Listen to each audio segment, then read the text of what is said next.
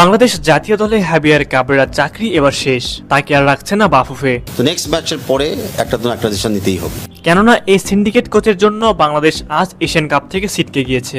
এই দায়ভার কাঁধে নিয়েই কাবরেরা বাংলাদেশ জাতীয় দলকে বিদায় জানাতে চান। এখন আপনাদের মনে প্রশ্ন জাগতেই পারে, কি হতে পারে বাংলাদেশের পরবর্তী কোচ? জানলে অবাক হবেন যে লাতিন আমেরিকা থেকে বিশ্বকাপ জয়ী কোচ আসছে বাংলাদেশে, আর নয় হাবিয়ার কাবরেরা। হাবিয়ার কাবরেরার অধ্যায় এবার শেষ করা দরকার, কেননা বাংলাদেশ দলে এখন যে সকল ফুটবলাররা খেলবে তারা সবাই বিশ্বমানের, আর বিশ্বমানের ফুটবলারদের কোচিং করাতে অবশ্যই বিশ্বমানের কোচকে দরকার। এসব মেরুদণ্ডহীন কোচ দিয়ে দেশের ফুটবলে শুধু ক্ষতিই হবে, আর সেই জন্য সবাই চাইছে একজন বিশ্বমানের কোচকে যেন নিয়োগ দেওয়া হয়। আজকের ভিডিওতে আমরা জানবো এমনই একজন কোচের সম্পর্কে, যার নাম শুনলে হয়তো আপনারা সবাই বলবেন যে তাকেই যেন বাংলাদেশের পরবর্তী কোচ করা হয়। বাংলাদেশের ফুটবল উন্নতির দিকে অগ্রসর হচ্ছে, এটা অস্বীকার করার কোনো সুযোগ নেই।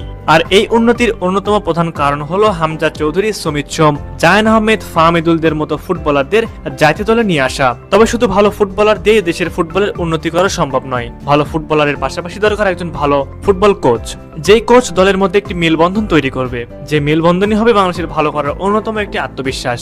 আমরা যদি ইউরোপের ফুটবল কোচদের দিকে একটু নজর দেই, তাহলে আমাদের চোখে পড়বে অনেক বিশ্বমানের কোচ। তবে এখানে সবচেয়ে বড় যে সমস্যা হবে সেটা হলো তাদের আকাশচুম্বী বেতন। কেননা ইউরোপ থেকে যদি কোনো কোচ আসে তবে তাকে বেতনও দিতে হবে অনেক বেশি। সেই জায়গায় ফেডারেশন নজর দিতে পারে এশিয়া কিংবা আমেরিকা মহাদেশের দিকে। উদাহরণস্বরূপ আমরা বলতে পারি উরুগুয়ের সাবেক বিশ্বজয়ী কোচের নাম। তিনি যদি বাংলাদেশের কোচ হয়ে আসেন তাহলে বাংলাদেশকে তিনি পরিবর্তন করবেন নিমিষের মধ্যে। সেই কোচের নাম হলো দিয়েগো অ্যালোনসো।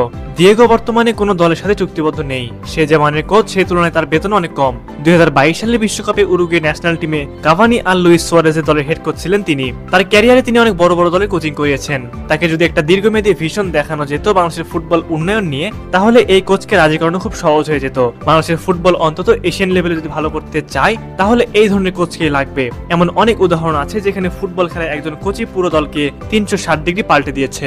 কারণ একজন ভালো উন্নত মানের কোচই হচ্ছে ফুটবল খেলার মাঠের আসল রাজা। বাফুফের কাছে বিনীত অনুরোধ থাকবে, বাফুফে যেন দিয়েগো অ্যালোনসোকে নিয়ে আলাদা পরিকল্পনা করে। কেননা এমন কোচকে যদি আমরা হাতছাড়া করি তাহলে বাংলাদেশ ফুটবলের উন্নতি সাধন কখনোই হবে না। হাবিয়ার কাবরেরার মতো কোচকে আমরা আর দলে দেখতে চাই না। আমরা চাই একজন দিয়েগো অ্যালোনসো, যে আমাদের হামজা, সুমিত, কিউবাদের কোচ হবেন। সুপ্রিয় দর্শক, আপনাদের কাছে কি মনে হয়, কাবরেরাকে বাদ দিয়ে বাফুফে কি পারবে দিয়েগো অ্যালোনসোর মতো কোচকে নিয়োগ দিতে?